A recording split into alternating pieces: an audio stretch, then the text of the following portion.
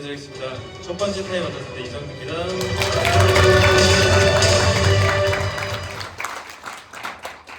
새해 복 많이 받으세요. 네, 새해 첫 행사에 첫 강의를 맡게 돼서 굉장히 영광이면서도 또 부담도 되고, 여러분들 그 새해 첫날 이렇게 소원 잘 비셨어요? 오늘 이 자리에 처음 오신 분들 계시죠?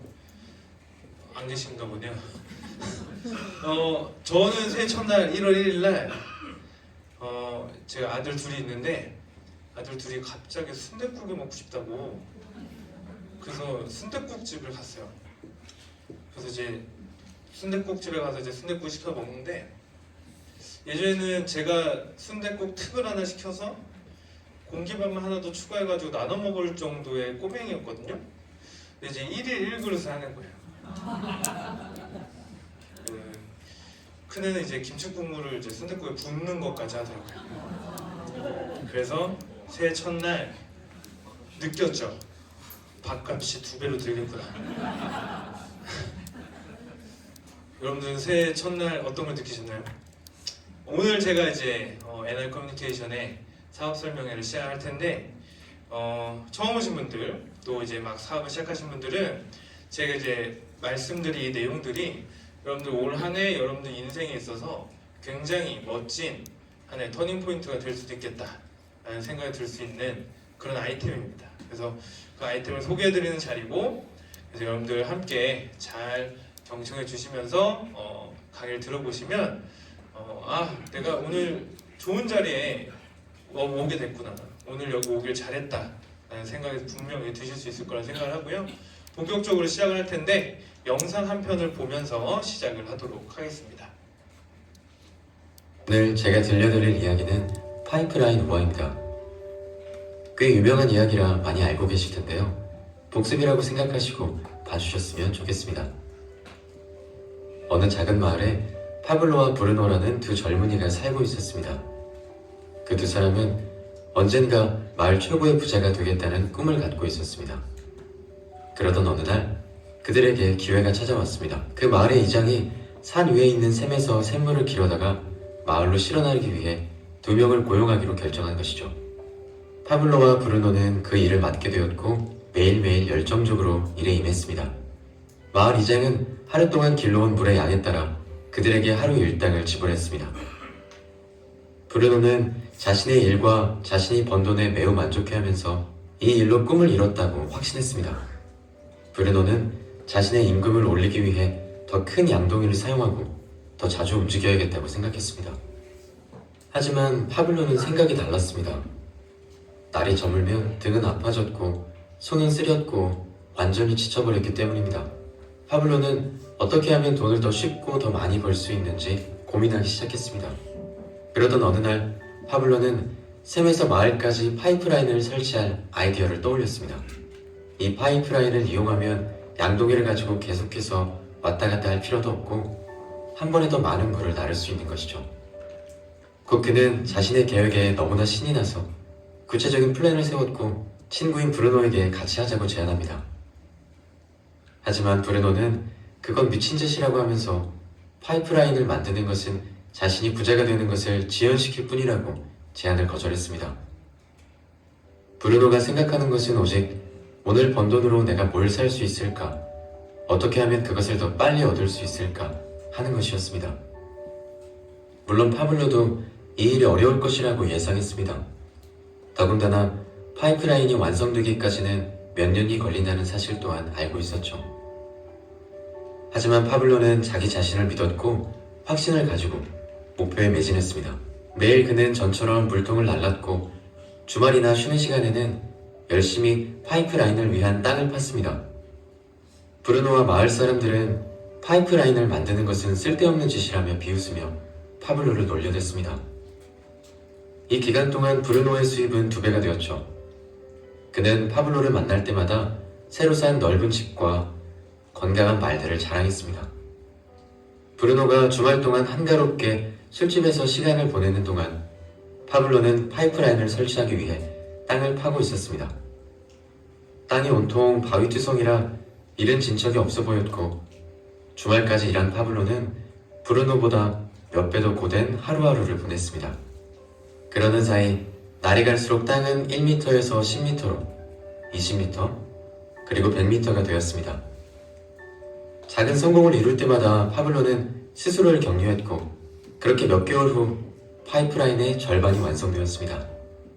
반면에 브루노는 더 큰 양동이를 더 자주 나르다 보니 어느새 등은 굽었고 몸은 수척해졌습니다. 몸이 약해진 그는 점점 더 작은 양의 물을 나를 수밖에 없었습니다. 더군다나 브루노는 평생 힘겹게 물통을 날라야 하는 자신의 처지에 불만을 터뜨렸습니다. 일을 마치면 늘 술을 마시며 신세를 한탄했습니다. 한편 파블로의 파이프라인이 드디어 완성되었습니다. 이제 그는 더 이상 힘겹게 물통을 나를 이유가 없었습니다. 잠을 자고 밥을 먹는 시간에도 물은 계속해서 흘렀습니다. 이제 그의 수입은 파이프라인을 통해서 물이 흘러들어오는 동안 계속 흘러들어왔습니다. 파블로는 행복했고 자신의 노력과 인내력에 자부심을 느꼈습니다. 이제 그는 자신의 노하우를 가지고 옆마을에도 파이프라인을 설치할 계획을 세우고 있었습니다. 파이프라인 설치로 마을에 물이 쏟아지자 브루노는 결국 일자리를 잃었고 먹고 사는 문제를 걱정하게 되었습니다. 잘 보셨나요? 네, 파이프라인 우화의 내용을 이제 잘 요약을 해준 영상입니다. 이 파이프라인은 지금 20대 후반, 그리고 30대 초반, 초중반, 어쩌면 40대까지 경제활동을 하고 있는 모든 우리 연령대 중간층에 있는 분들이 다 화두로 삼고 있는 키워드예요. 파이프라인을 어떻게 만들 수 있을까? 과거엔 이런 파이프라인을 만들 필요가 없었어요. 그리고 연배가 있으신 분들은 아시겠지만 저희 아버지 이상 세대 분들은 직장 하나만 잘 다녀도 가족들 다 먹고 살 수 있었고 아들 대학까지 보낼 수 있었습니다. 근데 지금은요, 직장 하나, 가게 조그만 거 하나 운영해서 그게 가능해요? 아니죠. 요즘 맞벌이 안 하면 어떻게 남편만 혼자 열심히, 아니면 와이프만 열심히 혼자 외벌이하고 집안이 잘 굴러갈 수 있나요? 만만치 않죠. 그렇기 때문에 많은 분들이 내가 하고 있는 일, 그 일 외에 또 다른 추가적인 파이프라인을 만드는 방법이 어디 없을까 하고 많이 찾고 있습니다. 여러분들, 이 안에서 물동이를 길러 나르는 친구가 있었고, 그걸 하면서 틈틈이 파이프라인을 만들기 위해서 애쓰는 친구가 있었어요. 우리 주변에 이 물동이를 길러서 나르는 그런 방식의 소득을 만드는 사람들, 즉 봉급으로 내가 일을 해서 돈을 버는 사람들이 약 99%입니다. 근데 다 1%의 사람들만이 파이프라인이라는 걸 만들어 놓고, 이 파이프라인에서 아까 영상에 뭐라고 나왔냐면 잠을 자고 밥을 먹을 때에도 물이 길러 들어온다고 했어요. 그런 파이프라인을 만드는 사람이 단 1%밖에 안 되더라. 이 봉급으로 연명을 하는 분들이 굉장히 많은 이 상황에서 봉급이 잘 올라요, 안 올라요? 잘 안 올라요. 물가는 잘 올라요, 안 올라요? 잘 올라요. 환율은 잘 올라요, 안 올라요? 그게 뭔가 이상하죠? 내 월급만 안 오르는 거죠.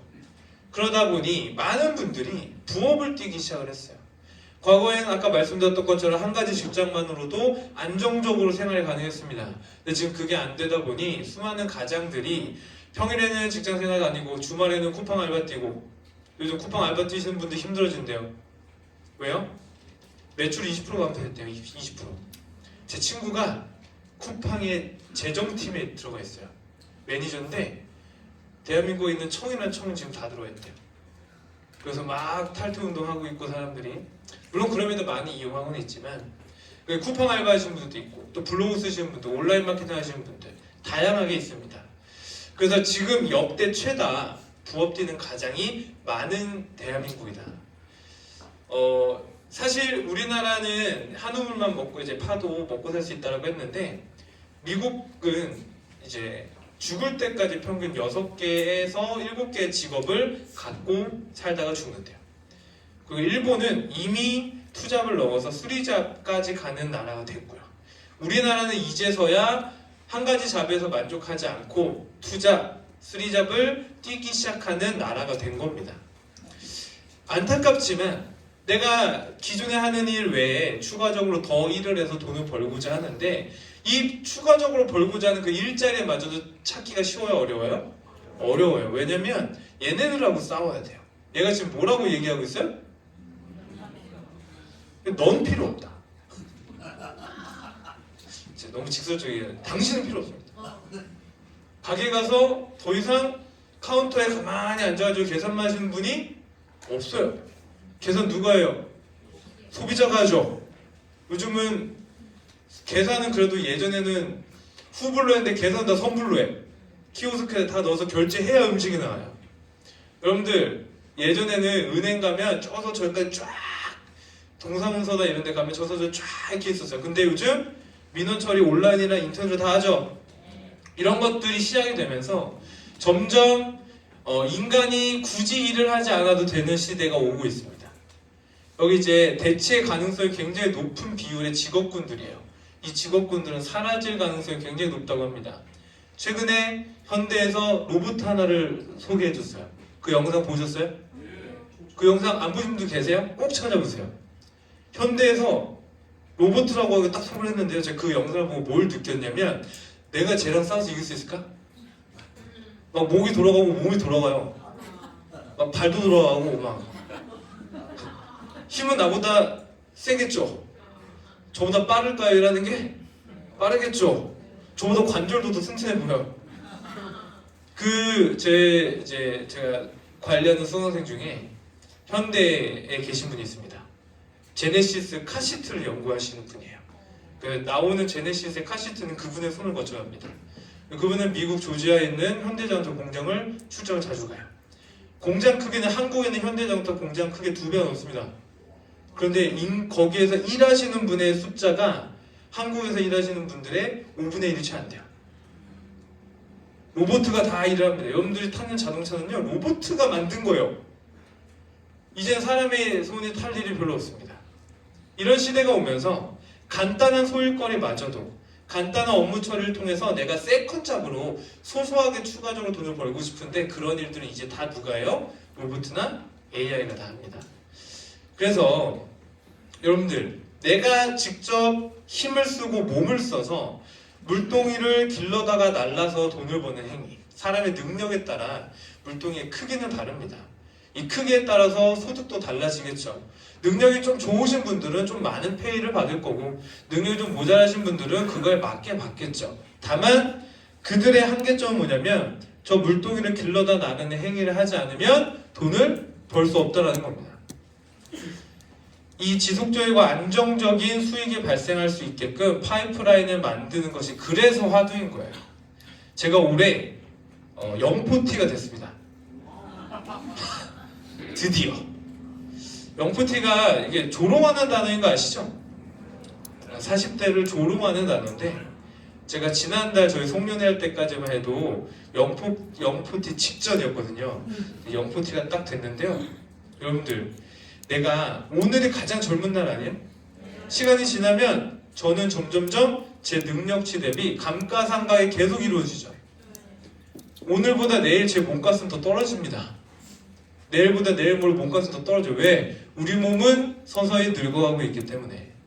그래서 우리 이 파이프라인이라는 거 한번 멋지게 만들어 놓고 내가 잠을 자든 밥을 먹든 자동적으로 이 수익 구조가 수익이 만들어지는 이걸 만들어 놨다면 우리는 좀 더 좀 여유 있게 삶을 살 수 있지 않을까 라는 생각을 해볼 수 있다는 거죠. 그래서 이제 영포티 40밖에 안 된 애가 늙어가는 법 이렇게 하니까 기분 나쁘신 분이 계실 수 있습니다만 지금 우리 모두 다 어제보다 오늘 늙었고 오늘보다 내일 늙을 거다. 그러면 언제까지 우리 일에서만 내 몸을 써서만 노동소득으로만 살아갈 수 있을 것인가 라는 질문을 던지고 저희 사업의 아이템을 설명드리려고 합니다. 그래서 내 인생의 파이프라인 한번 만들어보자. 여러분들 주변에 조그만 관심을 돌리면 이 파이프라인 찾는 사람을 만나볼 수 있어요. 그분들은 인터넷에도 검색 많이 해보고 사람들도 만나보고 이야기를 듣습니다. 제가 들었던 굉장히 괜찮겠는데 또 파이프라인 사업이 하나 있었어요. 여러분들 한번 들어보시고 괜찮으면 한번 해보세요. 조그마한 그림을 잘 그리시는 분들, 귀엽고 예쁘고 막 이렇게 잘 그려가지고 한 30개 정도 그려요. 그럼 이거를 카카오톡에 파는 거예요. 이모티콘. 그래서 내가 그림을 잘 그려놓고 이렇게 딱 붙여놓으면 여러분들 이모티콘 구매하시죠? 이거 이모티콘 새로 나왔대가지고 이렇게 딱 하잖아요. 그래서 하면 이제 돈이 들어오는 거예요. 내가 그림 한번 잘 그려놓고 이 그림이 이모티콘으로 팔려 나갈 때마다 돈이 들어옵니다. 파이프라인 맞아요? 이거 하려면 뭐가 필요해요? 그림을 잘 그려야겠죠. 그림 잘 그리시는 분 한번 도전해보세요. 직장인들 요즘 이런 거 한다. 회사 다니면서 그림 공부하고 있어요. 이걸로 돈 좀 더 받으려고. 근데 이거 사람들이 선택해주면 돈이 들어오는데 선택 안 해주면 어떻게 돼요? 그냥 묻혀지는 그림이 되는 거예요. 웹툰 작가들, 책 쓰시는 분들, 이런 분들 다 파이프라인으로 수입을 만들어내는 분들입니다. 뭘 요구해요? 능력을 요구해요. 아니면 두 번째 파이프라인 찾는 방법이 있어요. 돈이 많으시면 돼요. 돈이 많아서 건물 사면 돼요. 그럼 뭐 나와요? 임대료 나와요. 이런 거 찾으시면 돼요. 돈 많아가지고 투자 잘 하시면 돼요. 투자 수익이 매달 배당금으로 이렇게 나올 수 있겠죠. 월세 수익도 그렇고 임대 수익도 그렇고. 그게 아니라면, 즉 능력이 출중하지 않거나 돈이 여유있게 많지 않다면, 제가 지금부터 들을 이야기를 좀 잘 들어보세요. 저는 그 두 가지가 안 됐기 때문에 이걸 열심히 하고 있습니다. 아시겠죠? 자, 저는 통신시장 속에서의 기회를 소개해 드리려고 하는데요.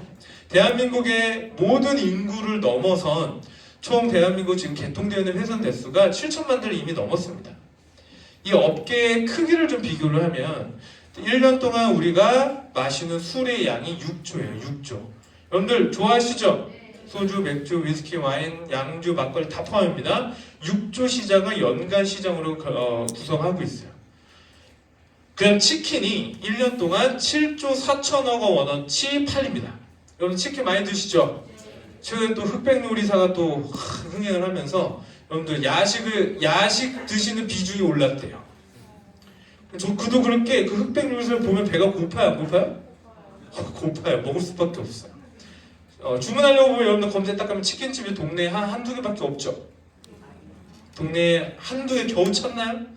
엄청 많잖아요. 그렇게 많이 팔리는 치킨이 7조 4천억 원을 형성하고 있어요. 자, 화장품이 27조를 형성하고 있습니다. 화장품 시장 굉장히 큰 시장이죠. 이 업계에서 브랜드도 셀 수 없을 만큼 많고요. 여러분들 화장 안 하신 분, 생얼로 오신 분 없잖아요. 전쟁에 나도 우리는 뭐 한다? 기초화장을 한다. 기초화장 못한다? 입술이라도 바른다. 그래서 27조라는 큰 시장을 가지고 있는 이 시장, 화장품 업계 시장입니다. 2021년도 기준으로 국방 예산이 52조였는데요. 통신시장을 말씀드리면 SK, KT, LG 이 3사 통신사가 55조를 넘는 큰 시장을 만들어놨어요. 지금은 이거보다 더 커졌고요. 여러분들 이 3사를 통해서 55조라는 시장이 만들어진 거에 모두 다 기여하신 거예요. 왜? 우리는 핸드폰 안 쓰는 사람이 아무도 없으니까. 맞죠? 그러면 이 SK, KT, LG는 기업이니까 그렇다 치고 우리 같은 평범한 개인의 신분으로 이 통신시장에 뛰어들었던 분들이 바로 이 대리점 사장님들입니다. 지금 이제 대리점 사장님들 돈을 어떻게 버는지 많이들 좀 알고 계신 분들도 계신데 이 옛날 2003년도 뉴스 기사에 판매점과 대리점 사장님들이 돈을 어떻게 버는지에 대해서 실렸어요. 판매점은 뭘로 수익을 올린대요? 단말기를 판매해서 올린대요. 단말기 하나 잘 팔면 20만원, 30만원, 40만원 이게 건당으로 받는 거예요. 그 밑에 대리점은 뭐를 받는데요? 관리 수수료를 받는데요. 여러분들 이 대리점 사장님들이 가입자를 유치를 시켜서 이 유치한 가입자들의 매달 내는 요금의 일정 퍼센테이지를 관리 수수료로 받았대요. 그래서 이 기사를 쓰신 기사님께서 심지어 뭐라고 썼냐면 앉아서 버는 월수입이라고 적어놨어요. 이 대리점 사장님들이 벌어갔던 이 수익 구조를 조금 더 자세하게 말씀을 드리면 소비자가 핸드폰을 구매하기 위해서 대리점을 찾아갑니다. 이 대리점에서 하는 일은 해당 통신사에 딱 한 번 이 고객의 신용을 중개하는 거예요. 그래서 신청서 쓰고 단말기 고르고 신분증을 내면 이 중개 과정을 통해서 별 문제가 없다. 이 고객에게 결격 사유가 없다. 그러면 통신사가 서비스를 제공을 해주죠. 그럼 이 소비자는 한 달 동안 잘 쓰고 나서 반드시 요금을 내야만 합니다. 요금을 납부를 하면 통신사는 이 고객이 어느 대리점에서 개통해서 핸드폰을 사용하고 있는지를 조회해서 해당 대리점에 관리 수수료를 줬던 거예요. 7% 정도 평균 줬고요. 평균 4년에서 5년 정도 줬다고 합니다. 이건 대리점의 계약 옵션에 따라 조금씩 달라지긴 하는데 어찌됐건 소비자 한 명이 평균 한 5만 원 정도 요금을 쓴다고 치면 이 대리점 사장님들은 평균 3억에서 10억이라고 하는 꽤나 큰 투자금을 들여서 차린 뒤에 한 명당 7% 3,500원을 매달 받았던 거예요. 매달 3,500원을 받는 게 크지 않죠. 5만 원을 쓴다고 가정했을 때 7% 계산하면 3,500원. 요즘 3,500원으로 밥 한 끼도 먹기 쉽지 않습니다. 그런데 이걸 한 사람당 한 달에 딱 한 번 3,500원 받으려고 3억에서 10억을 투자해요. 그럼 이거 손익분기 좀 언제 넘을까요? 좀 투자 금액이 세지 않나요? 그렇죠. 그런데 이 대리점이 밖에 엄청 많죠. 지금 좀 많이 사라지는 추세이긴 하나 과거에는 대리점들이 길거리, 사거리마다 다 있었습니다. 이들이 왜 이렇게 대리점을 많이 차렸는가? 한번 비교를 해볼 텐데 처음 오신 분들은 오늘 전체 강의 중에서 이게 제일 중요해요. 그래서 요거 할 때만 안 졸고 잘 들으시면 됩니다. 자, 비교를 해볼 건데 자영업의 대표 주자 통닭집하고 통신 대리점을 비교할 겁니다. 통닭집 1억 정도 들여서 차렸고요. 치킨 한 마리를 딱 팔면 한 3,000원에서 4,000원 정도가 남는다고 가정을 하는 겁니다. 통신 대리점 사용은요. 가입자 한 명을 유치해서 평균 요금 5만 원에 7%, 즉 한 통닭집하고 대리점 각각 고객 유치 한 명에서 3,500원씩 버는 거예요. 자, 첫 번째 달에 하루에 한 30마리 정도를 팔아서 한 달 동안 1,000마리의 닭을 튀겨 팔았습니다. 마진이 3,500원 정도 남으니까 순수익이 350만 원이 남았어요. 자, 통닭집 대리점 사장님 장사 잘했나요?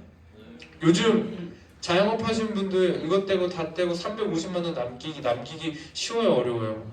어려워요. 그래서 350만 원을 버셨어요. 대리점 사장님은 고객을 1,000명을 유치해서 5만 원씩 요금을 썼더니 7% 3,500원씩 계산해서 요금 수수료, 관리 수수료로 350만 원을 벌었습니다. 계산에 문제가 있나요? 계산에 문제 없죠? 네.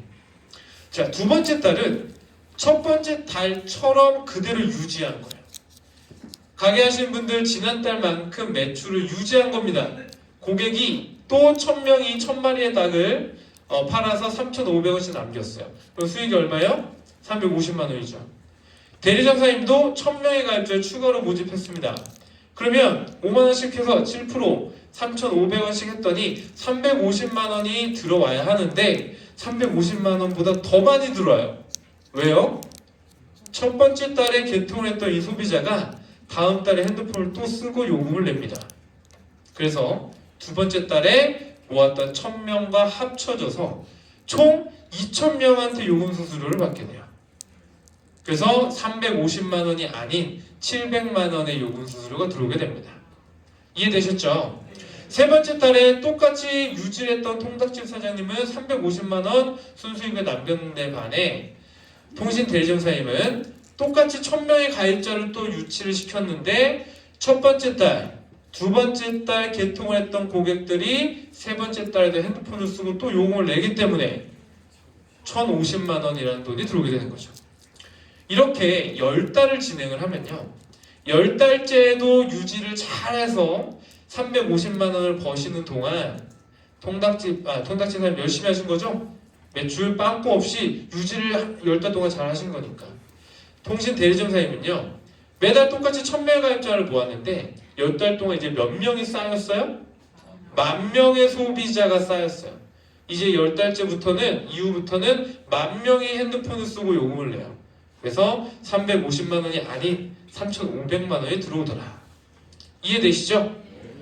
이러한 수익을 여기 핑크색으로 이제 뭐라고 적어놨어요? 누적 수입이라고 적어놨습니다. 대리점 사람들이 돈을 많이 벌었던 첫 번째 비밀은 누적 수입 때문이었어요. 여러분 주변에 누적 수입으로 돈을 주는 회사 있으세요? 있으면 어떻게 하셔야 돼요? 여러분들 첫 달 탁 출근해가지고 100만 원을 월급 받았어요. 두 번째 달 열심히 했더니 첫 달 열심히 한 거 치고 이번 달 거 줄게서 200을 줘요. 기분 좋아요 안 좋아요? 엄청 좋죠. 세 번째 달 열심히 했더니만 너가 첫 달 일한 거 두 번째 달 일한 거 쳐서 300만 원 줘요. 기분 좋아요 안 좋아요? 엄청 좋죠. 어떻게 하실 거예요 여러분들? 그쵸. 목숨을 맞춰야죠. 그런 회사가 있어요 없어요? 없잖아요. 대리사님은 이런 누적의 형태의 수익을 벌어갔다. 자, 중요한 건 11번째 달입니다. 11번째 달에 가게 운영을 못 하셨어요. 너무 열심히 닭을 튀겨 파시다가 이제 병나셨거든요.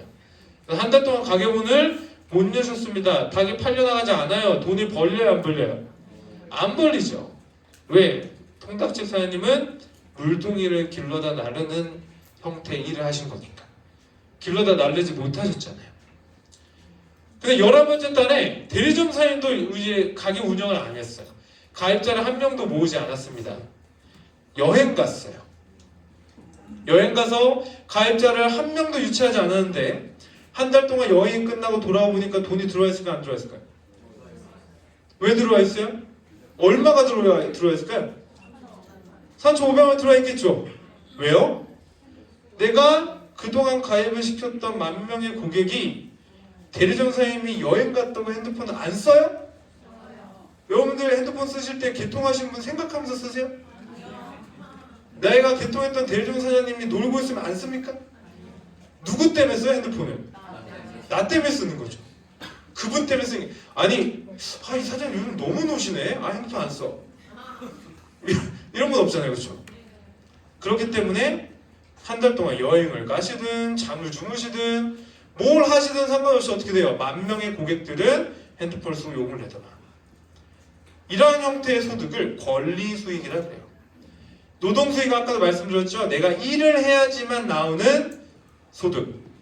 내가 일을 하지 않았지만 이 권리 소득은 누가 받는 거냐면 주인이 받는 돈이에요. 주인. 내가 노래를 잘 만들었어요. 잘 불렀어요. 그 노래의 주인이 누구예요? 그 사람은 그래서 뭘 받아요? 저작권료를 받죠. 작가는 내가 쓴 책이잖아요. 내 책이죠. 내 이야기죠. 그러니까 그거에 따른 인세소득을 받는 거예요. 건물주가 왜 임대료를 왜 받아요? 그 건물 누구 거니까? 내 거니까. 주인이 받는 돈이 권리소득이에요. 권리. 그 권리를 인정받아서 받는 돈입니다. 여러분들 유튜브나 인스타그램이나 여러 가지 이제 컨텐츠도 있잖아요. 거기 이제 구독자가 많아지고 조회수가 많아지면 돈을 벌죠. 그분들 왜 돈 벌어요? 그 영상이나 제작한 게 다 누구 거예요? 그 크리에이터 거잖아요. 여러분들 N텔레콤을 쓰지 않는 만약에 처음 오신 분이시면 SK든 KT든 아무데나 이제 쓰고 계시다. 여러분들은 주인이 아닌 거예요. 그 대리점 사장님이 주인님입니다. 왜? 여러분들이 매달 내는 요금의 일정 퍼센테이지를 가져가고 계셨으니까요. 제가 처음에 이 사업을 딱 알아볼 때 이걸 듣는 순간 너무 열이 받았어요. 좀 몰랐거든요. 근데 저희 가족들이 한 분에게 다 몰아주고 있었어요. 난 그분 이름을 몰라요. 얼굴도 본 적 없어.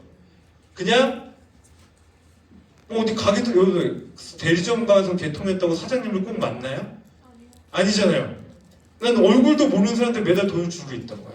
그래서 저는 이 사업 시작하자마자 저희 가족들 거부터 싹 다 바꿨어요. 자, 권리소득과 누적소득을 통해서 대리점 사장님은 돈을 엄청나게 벌었습니다. 정말 많이 버셨어요. 이 통신시장은 크게 판매점과 대리점으로 나뉘는데요. 이 두 개의 업종을 잠깐 이제 비교하고 그 다음에 엔텔레콤 얘기 좀 해볼 텐데, 자, 판매점은 한 3천만 원에서 1억, 대리점은 3억에서 10억 정도 들어갑니다. 10배 차이가 나죠. 그 10배 차이 덕분에 판매점은 건당으로 끝나요. 단말기만 팔고 끝나는 거예요. 그렇기 때문에 이번 달에 단말기를 한 대도 못 팔면 가게가 유지가 돼야 안 돼요? 안 되는 거예요. 계속 판매를 해야만 합니다. 다만 대리점은 뭘 받아요? 가입시켜놓은 고객이 매달 내는 요금의 7%, 평균 7%를 수수료를 받기 때문에 적어도 한 4년에서 5년 동안 계속 들어옵니다. 4년에서 5년이 지나면 통신사가 가져가요. 그러니까 저때쯤 되면 뭐가 오는 거냐면 재약정 하시겠어요? 라고 해가지고 막 전화 오는 거예요. 그다음 10,000명 정도 고객을 가지고 있으면 먹고 살만한 대리점이다라고 얘기를 하는 겁니다. 대한민국에 지금 한 7천만 회사 정도가 있는데요. 실질적인 대리점주 그 장들은 한 2,000명 정도밖에 안 됩니다. 즉 2,000명 정도의 대리점 사장님들이 수많은 판매전사님들과 함께 해가지고 7천만 대 개통시킨 거예요. 그분들 돈 얼마나 많이 벌어갈까요? 많이 벌어가시겠죠? 제가 이따 보여드릴게요. 자, 판매점이든 대리점이든 개통 방법이 똑같습니다. 어떻게 해야 돼요? 매장을 방문해야 돼요. 그렇기 때문에 지역적인 제한이 있을 수밖에 없어요. 제가 여기 속리사에서 보은에서 대리점을 합니다.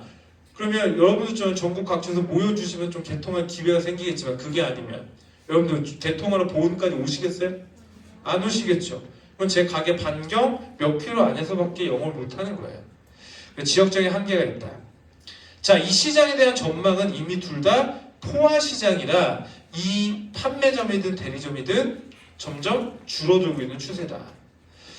신나게 통신시장 괜찮다고 얘기를 해놓고 이 시장이 포화됐다라고 얘기하는 이유가 뭐냐? 여러분들에게 새로운 기회가 왔기 때문이에요. 바로 이 알뜰폰이라는 것 때문입니다. 이 알뜰폰은 통신사의 망을 빌려서 독자적으로 침공하는 서비스예요. 즉 전국의 통신망을 갖고 있는 SK, KT, LG에 가서 망을 빌리는 계약 체결하는 거예요. 그러면 품질이 어떻겠어요?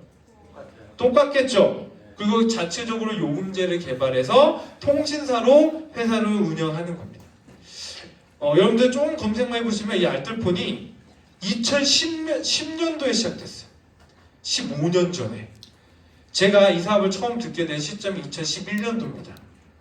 그때 당시에 알뜰폰에 대해서 아는 사람이 없었어요. 조금 있었어요도 아니에요. 없었어요. 그러니까 다들 이상하게 생각한 거죠.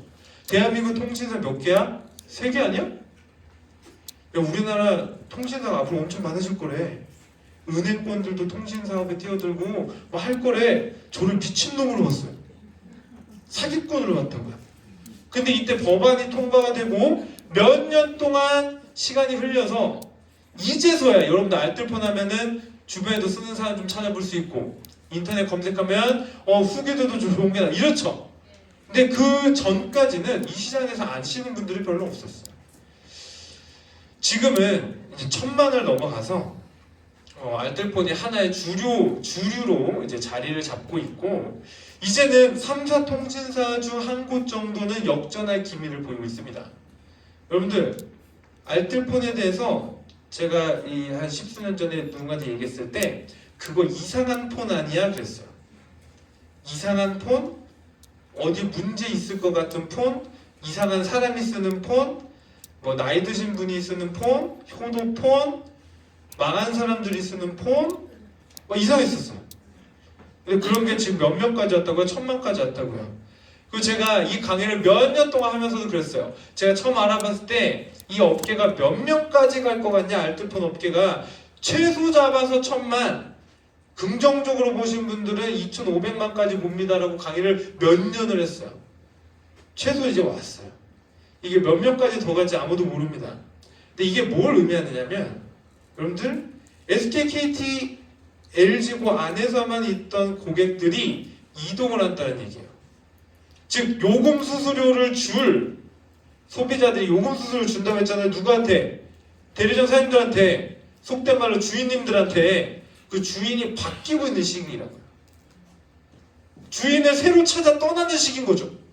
내가 매달 내는 돈의 일부를 드릴 주인님을 바꾸는 시기예요. 이때 여러분들이 그 주인님이 되실 수 있는 거잖아요. 그렇죠? 그래서 여기 오신 겁니다. 저희 엔텔레콤은 KT, LG와 계약을 맺고 알뜰폰 사업을 진행하고 있습니다. 즉 소비자가 왔을 때 K망을 선택하시겠어요? LG망을 선택하시겠어요? 선택할 수 있어요. 그 망을 선택한다는 얘기는 뭐예요? 서비스, 품질 서비스가 어떻다? KT, LG와 동일하다. 자, 그 다음에 이 업계, 즉 알뜰폰 업계에서 선불요금제, 후불요금제 합쳐서 가장 많은 가지수의 요금제를 제공하고 있습니다. 저희는 이제 선불요금제도 하고 있고요. 후불요금제도 하고 있어요. 선불요금제는 특화된 상품입니다. 타겟층이 정확해요. 내 이름으로 더 이상 핸드폰 개통이 안 되시는 분들, 후불에 문제가 있어서 연체가 있어서 이런 분들은 무조건 선불폰을 쓸 수밖에 없어요. 자기 이름을 쓸 수 있고요. 요금도 저렴합니다. 그런 분들은 선불 개통하시는 거고요. 일반 밖에서 후불 쓰는 게 편하시다. 그러신 분들은 후불을 쓰셔도 상관없습니다. 이런 업계 요금제가 가장 많은 통신사라고 보시면 되고요. 저희는 단말기를 판매하지 않아요. 단말기를 판매하는 행위는 진짜 힘든 일이에요. 요즘처럼 이제 단말기 뭐 하나 나와도 별로 관심도 없잖아요. 저는 아이폰 제게 몇인지도 몰라요, 사실. 누가 물어보면 물어봐야 돼. 제 거 몇이었어요? 이렇게 하고 스폰을 물어봐야 돼. 여러분들 지금 갤럭시가 몇 가지 나왔게요? 20몇? 25까지 나왔어요? 와, 저는 한 갤럭시 한 8부터 안 셌어요. 뭐 갤럭시 새 거가 나왔다 이렇게만 알고 있지. 여러분들 예전에는 단말기 하나가 새로 출시하면 줄 섰어요. 요즘 줄 안 서요. 그쵸? 단말기 수요는 예전과 같지 않습니다. 그래서 저희는 단말기를 판매하지 않고 쓰시던 단말기 새로 구매를 하시든 아니면 중고로 사시든 누가 쓰시던 거 받아가지고 쓰시든 뭐 다 상관없습니다. 그 안에 들어가는 유심 이제는 이심 서비스도 제공하고 있죠. 그래서 단말기 바꿀 필요 없이 요금제만 선택해서 쓰는 정책을 가지고 있습니다. 제가 개통하는 방법을 좀 몇 가지 말씀드릴 텐데요. 첫 번째 이 대면 개통 서비스예요. 아까 판매점과 대리점은 매장을 방문해야만 하기 때문에 지역적인 제한이 있다고 말씀드렸죠. 근데 저희는 이 N스마트라고 하는 프로그램이 있어요. 이 태블릿 PC에 밖에 있는 대리점 컴퓨터 전산에 들어가 있는 프로그램이 그대로 태블릿에 들어가요. 여러분이 이 태블릿만 들고 있으면 언제 어디서든 개통을 다 할 수 있는 거예요. 그래서 저도 다양한 장소에서 개통을 해봤습니다. 여러분들이 소비자를 만나는 그 장소가 곧 대리점이 돼요. 그래서 내가 이동만 할 수 있다면 말 그대로 움직이는 대리점이 되는 거예요. 그래서 대면 개통 서비스가 가능하다. 대면 개통 서비스만 가능할 때 저희는 굉장히 이건 혁신이다 했었어요. 왜냐면 대리점을 여러분들 가방에 넣고 돌아다니는 꼴이니까. 근데 이 비대면 개통, 즉 소비자가 앱을 다운로드 받아가지고 스스로 개통을 해서 개통 신청을 하는 거예요. 이게 나온 순간 태블릿을 들고 돌아다니기가 어찌나 그렇게 귀찮은지, 어디 가까운 거리도 가서 만나가지고 고객 만나야 개통하기가 그렇게 귀찮아요. 그때 뭐 하시면 돼요? 이게 나왔으니까. 이렇게 안 오셔도 안 만나셔도 스스로 개통 신청해 주시면 제가 승인해 드릴게요 할 수 있는 거죠. 그래서 이 비대면 개통 시스템이 나왔습니다. 그리고 이 비대면 개통 시스템에 이어서 이제 개통 사이트가 따로 만들어져서 이 개통 사이트로 고객이 들어와서 신청을 하면 이제 저희가 뭐 개통 승인까지 해줄 필요도 없어요. 본사가 모든 업무 처리를 다 해줍니다. 그러면 저희한테 뭐만 날라오냐면 카카오톡으로 누가 고객님께서 그 개통 신청했다고 카톡 알림만 딱 날라옵니다. 그럼 여러분들 그때 뭐 하시면 돼요? 좋아하시면 된단 말이에요. 개통 알림 딱 이렇게 오면 밥 먹다가 저는 희한하게 저희 마포팀은 점심 먹을 때 그렇게 잘 들어요. 밥 먹으려고 딱 하면 이렇게 굉장히 기분 좋게 밥 먹겠죠. 그렇죠? 그래서 대면과 비대면이 다 가능한 온 오프라인 대리점이 된 겁니다. 그래서 이 엔텔레콤을 통해서 여러분들이 수익을 창출할 수 있는데 아까 말씀드렸던 판매점과 대리점과 비교했을 때 이 엔텔레콤의 사업성은 이래요. 저 수익은 최대 35%까지 받을 수 있고요. 아까 대리점이 요금 수수료를 4년에서 5년 받고 통신사로 이제 넘어간다고 했는데 저희는 고객이 쓰는 한 계속 받습니다. 그리고 상속까지 가능하고요. 가입자는 내가 직접 개통한 거에서도 수수료를 받을 수 있지만 내가 아닌 나의 팀이 개통한 간접적인 요금 매출에서도 일부를 가져갈 수 있어요. 그리고 개통 방법은 온라인, 오프라인이 모두 가능하고 그렇기 때문에 전국을 무대로 마케팅을 펼칠 수 있습니다. 지역 상관없이 소비자들을 유치할 수 있고 전국 어디에서 엔텔레콤을 쓰시던 내 소비자이기만 하면 나한테 요금 수수료가 들어온다라고 보시면 됩니다. 이 시장은 이제 초기 시장이고요. 알뜰폰 시장이 1000만이 갔고 선불요금제 시장이 이제 100만을 좀 넘어서 이제 200만, 300만 가는데 아직도 초기예요. 왜냐면 아직도 엔텔레콤을 모르시는 분도 계시고요. 아직도 선불요금제를 어떻게 써야 되는지 모르시는 분들이 너무 많아요. 그래서 여러분들은 아까 이 대리점이 한 10,000명 정도 가지고 있으면 먹고 사는데 문제 없다고 했죠? 여러분들 아직 10,000명 정도, 20,000명 정도 모으기에는 시장이 무궁무진하다. 그래서 여러분들 개인의 능력이 됐건 팀의 능력이 됐건 여러분들 만들 수 있을 만큼 많이 만들 수 있다라고 보시면 됩니다. 여기 이제 빈칸이 하나 남아있죠? 여기 제일 중요한 얘기예요. 처음 오신 분들한테 초기 자본 판매점 3천에서 1억, 대리점 3억에서 10억, 엔텔레콤 얼마일까요? 수수료 7%, 35%. 4년에서 5년 주고 뺏어가는데 평생 상속해줘. 다 해줘. 이거 다 해주면 한 2배 되려나요? 3배? 5배? 제가 이 강의할 때마다 항상 말씀드리지만 저희 회사가 다 좋은데 다 너무 잘 만들어놨는데 이걸 잘못 만들어놨어. 이것만 좀 고쳤으면 좋겠어. 얼마냐면 116만 원이야. NR 커뮤니케이션의 최대 5점. 이거 116만 원을 해놓은 거. 공 하나는 더 붙였어야 돼. 그러지 않아요? 여러분 밖에 대리점 차리려고 실제로 사업 설명 듣고 미팅 한번 해보세요. 얼마 들어가나. 대리점, 판매점 말고 대리점 차리려고 한번 상담 한번 받아보세요. 잘 해주지도 않고 전산에만 뭐 얼마, 뭐 교육에 뭐 얼마 해가지고 장난이에요. 근데 저희 엔텔레콤 얼마라고요? 116만 원. 이 116만 원은 더 놀라운 건 구성이 이렇게 되어 있어요.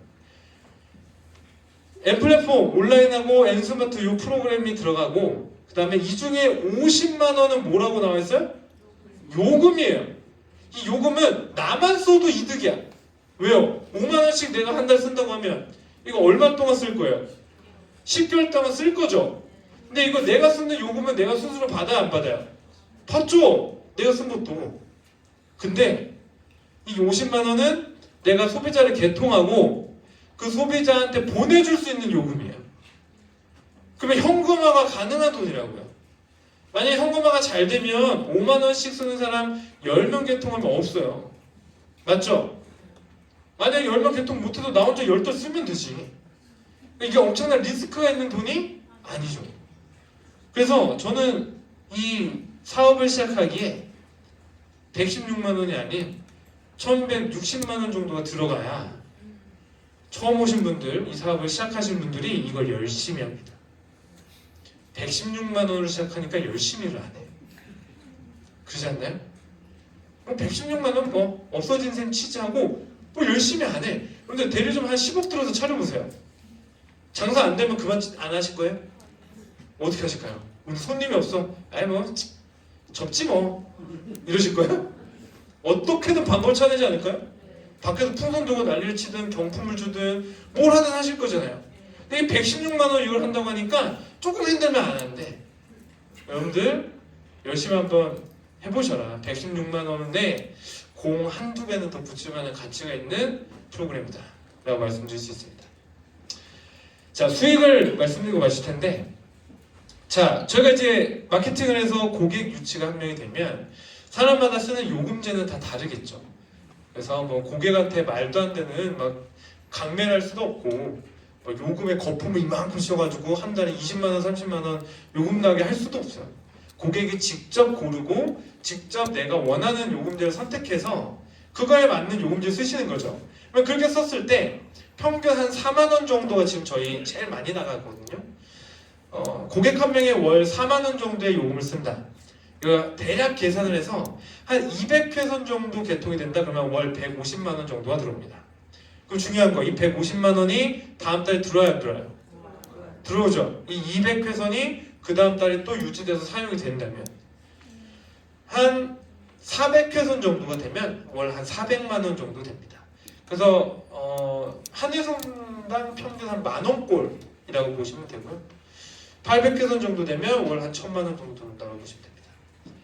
회선이 늘어남에 따라 내가 가지고 있는 고객들이 매달 내는 요금의 일정 퍼센테이지를 받는 이 돈도 같이 늘어나고요. 그게 매달 들어온다 라고 보시면 됩니다. 그래서 밖에 있는 대리점 사장님들과 똑같은 수익 구조를 가져간다고 보시면 되고요. 근데 이제 혼자 개통하는 것도 한계가 있어요. 그래서 저는 이 프랜차이즈로 확장할 수 있는 기회를 드립니다. 물론 여러분들의 선택이기는 해요. 나는 나 혼자 열심히 개통해서 내가 개통한 걸로만 돈을 버는 걸로 만족한다 하시면 혼자서만 열심히 개통하셔도 상관없습니다. 그런데 이 기사를 보고 나시면 좀 생각이 달라지실 수 있어요. 11년 동안 20만 명을 확보한 대리점 사장님이에요. 이 업계에서 성공한 사람이죠.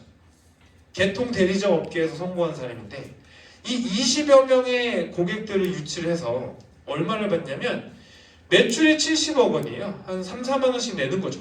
요금을. 그래서 한 6% 받으니까 4억 3천만 원이 매달 월 수수료로 들어와요. 월 수수료로 4억 3천이 들어오는 거죠. 놀라지도 않죠. 엔텔레콤 사업하신 분들은 이 4억 3천만 원이 그게 큰 돈이 아닌가 봐요. 람보르기니 2대죠? 남성분들 이해를 하려면 그 굴자님이 타시는 그 마이바 있잖아요. 매달 한 달에 한 대씩 생기는 거예요.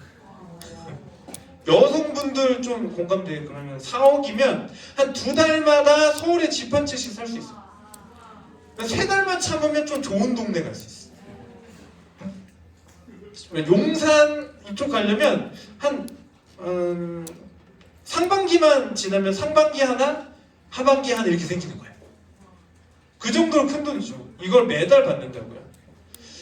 그럼 이분이 어떻게 이 가입자들을 유치했는가? 이분의 전략이 나오는데요. 이렇게 나옵니다. 부산에서 시작을 했는데 부산에 대리점을 4개를 냈어요. 다 가족들이 나눠서 대리점을 연 겁니다. 그 다음에 어떻게 했대요? 몇 개의 판매점과 거래를 했대요? 350개의 판매점과 거래를 했대요. 판매점은 요금 수수료를 받아가요? 안 받아가요? 안 받아가요. 그러니까 판매점한테 지원도 해주고 사업도 알려주고 이제 계약해가지고 너네 판매점에서 개통이 되면 내가 돈 많이 줄게. 그러면 그 판매점에서 개통된 소비자가 요금을 쓰면 그 요금은 다 누가 가져가는 거예요? 대리점들이 다 가져가는 거예요. 350개의 판매점에 하루에 한 대씩만 개통해도 이 대리점들은 몇 명의 고객이 하루에 생기는 거예요? 350명의 고객이 하루에 생기는 거죠. 자, 이분 사업을 잘했나요? 아니면 우리 동네 가면 그냥 저렇게 지긋하신 아저씨 한 분이 혼자서 그냥 대리점 하신 분들도 계시죠. 평생 그렇게 해서 혼자서 개통하신 분들도 계십니다. 근데 그분보다 사업적으로 봤을 때 이분이 더 어떻게 하신 거예요? 공격적으로 이 마케팅을 펼친 거죠. 350개의 판매점 사장님들과 함께 규모의 경제를 키워서 같이 한 거예요. 전국의 모든 가입자들을 다 먹기 위해서. 잘하신 거잖아요. 그럼 우리도 배워서 할 수 있겠죠. 저희 사업을 시작하시면 코드가 이렇게 3개가 나와요. 여러분이 이 사업을 시작하면 제가 엔텔레콤 사업 하시면 3개가 나오는데 여러분들도 저것과 마찬가지로 나를 기준으로 이 개통 작업을 할 수 있는 대리점 사업을 할 수 있는 팀을 짤 수 있어요. 몇 명을 짜시든 명수에는 제한이 없습니다. 많이 짜고 싶은 만큼 짜시면 돼요. 그러면 이렇게 짜가지고 처음에는 나 혼자 개통하는 업무를 했지만 나중에는 내가 키우는 나의 팀원들도 각자 개통을 하는 거예요. 그러면 내가 직접 개통한 건 10에서 20%를 가져가는 거고요. 내 팀에서 개통한 건 다 계산해서 3에서 6%를 가져갑니다. 팀 매출이에요. 그래서 개인 매출만 하셔도 되고 아니면 개인 매출과 팀 매출을 같이 가져가셔도 상관없습니다. 예시를 들어드리면 이렇게 돼요. 자, 조직 확장에 따른 권리 수입인데요. 내가 직접 개통하는 것과 팀 전체의 간접 개통 수익을 다 가져갈 수 있다. 예를 들면 한 20명 정도의 팀이 짜졌어요. 그 20명의 대리점 사장님들이 각자 소비자 100회선씩을 개통해서 잘 유지하고 있어요. 더 개통이 늘어나는 것도 아니고. 그러면 요금 평균 5만 원으로 계산했을 때 매출 대비 월에 300만 원 정도의 매달 들어오는 요금 수수료가 발생합니다. 근데 만약에 이 20명의 대리점 사장님들이 100회선에서 멈추지 않고 200회선까지 늘려갔어요. 요금은 똑같이 5만 원으로 계산했습니다. 그러면 이제 월에 600만 원의 권리 수익이 계속 들어오는 거예요. 나 혼자 개통한 건 200회선이야. 근데 내 팀이 전체가 개통한 게 크기 때문에 이 수익이 만들어지는 거죠. 근데 문제는 훼손만 늘어나지 않아요. 내가 20명으로 난 만족, 내 팀원들 20명에서 이렇게만 잘 유지돼도 좋겠다 라고 하지만 그 20명의 나의 팀원들 중에 나도 팀을 짜겠다라고 하는 사람이 있을까 없을까요? 있겠죠. 그런 분들 때문에 조직이 여기 계신 분들 숫자만큼 늘어나는 거예요. 만약에 100명이서 200회선씩 가지고 있다 5만원으로 요금을 계산했을 때 이제 5월에 3천만원이 들어옵니다. 개인의 능력을 넘어선 그 큰 금액의 수익을 팀의 역량으로 같이 가져갈 수 있는 거죠. 그래서 여러분들은 이 엔텔레콤 사업을 하시면 처음에 개통에 대해서 배우고 마케팅에 대해서 배우고 근데 나중에는 이 내가 개통하고 마케팅하는 이 노하우를 알려주는 팀원들을 키우는 일에 또 집중하시게 될 겁니다. 그래서 제가 처음에 말씀드렸던 파이프라인과 밖에 파이프라인을 구축할 수 있는 일이 다수 있죠. 근데 쉽지 않은 일은 없는 것 같습니다. 그리고 저희 엔텔레콤이 쉬운 일이라고도 함부로 말씀드릴 수는 없어요. 어떤 일이든 노력을 하고 또 노하우가 쌓여야 잘 되니까. 근데 이제 밖에 있는 수많은 어떤 파이프라인 우화 중에 그 아이템이 마치 세금처럼 거치는 아이템은 없어요. 여기 보시면 절대 상품이라고 되어 있는데 전기, 수도, 가스, 통신 이 네 가지는 우리 삶에 있어서 필수적인 아이템이라 소비자가 이거를 무조건적으로 매일 쓸 수밖에 없는 아이템이라서 이걸 갖고 돈을 번다, 떼돈을 번다고 해서 날아가는 거예요. 세금을 내죠. 원래는 통신도 세금이었어요. 통신세라고 있었는데 유일하게 이 네 가지 중에 민영화가 돼서 개인이 뛰어들 수 있는 시장이 된 게 바로 이 통신입니다. 그래서 아까 제가 파이프라인 찾는 저도 들은 건데 그 이모티콘 있잖아요. 이모티콘 사업 제가 괜찮으니까 한번 도전해 보시라고 했잖아요. 여러분들 전 국민이 이모티콘을 쓰진 않잖아요. 전 국민이 이모티콘 사서 쓰진 않잖아요. 그렇죠? 이거 말고도 다른 좋은 파이프라인이 많이 있습니다. 부동산과 관련된 것도 있고요. 또 이제 여러 가지 온라인 마케팅에 관련된 것도 있고요. 근데 그 파이프라인이라고 주장하는 다양한 그 아이템들을 봤을 때 전 국민이 쓰는 아이템이 없어요. 유일하게 엔텔레콤이 하고 있는 이 통신은 전 국민이 쓰고 있는 아이템이고 마치 세금처럼 우리가 매달 낼 수밖에 없는 그런 돈으로 형성이 된 시장이기 때문에 같은 파이프라인이라도 여러분들이 만들어놨을 때 훨씬 더 안정적으로 수익을 창출할 수 있다고 저는 생각을 하고요. 그래서 누구나 평생 반드시 사용해야만 하는 절대적인 상품으로 구축하는 파이프라인이다. 그래서 같은 노력을 들여서 파이프라인을 완성했을 때 그 여느 파이프라인보다 훨씬 더 강력한 수익이 될 수 있다라고 생각을 합니다. 그래서 워렌 버핏이 이런 얘기를 했대요. 잠자는 동안에도 돈이 들어오는 방법을 찾지 못한다면 당신 죽을 때까지 일을 해야만 할 것이다. 여러분들 그 죽을 때까지 일하고 싶지 않으시잖아요. 그렇죠? 주변에 이제 직장생 하시는 분들, 가게 하시는 분들 뭐 다양하게 이제 이야기를 나눠보면 일을 하고 싶어서 하는 사람이 진짜 한 명도 없어요. 일이 너무 즐거워, 출근이 즐겁고 내가 다니는 회사가 너무 자랑스럽고 이런 사람들보다는 어떤 분들이 더 많아요? 먹고 살아야 하니까. 그래도 안정적으로 내가 책임져야 할 것들이 있으니까 열심히 하신다고요. 근데 그들의 노력 대비 들어오는 수익이 다들 만족 못할 만한 수준인 거죠.